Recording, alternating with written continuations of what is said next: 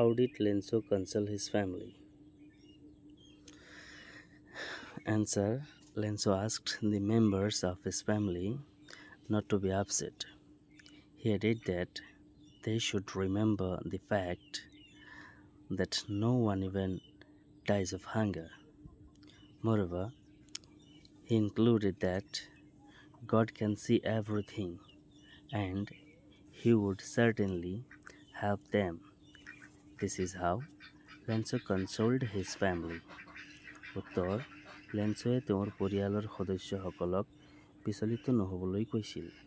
লগতে তেওঁ কৈছিল যে তেওঁলোকে এই কথাটো মনত ৰখা উচিত যে কোনেও ভোকত মৃত্যুবৰণ নকৰে।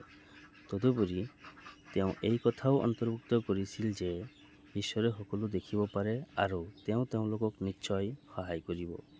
এইদৰেই লেঞ্চয়ে নিজৰ পৰিয়ালক সান্তনা দিছিল।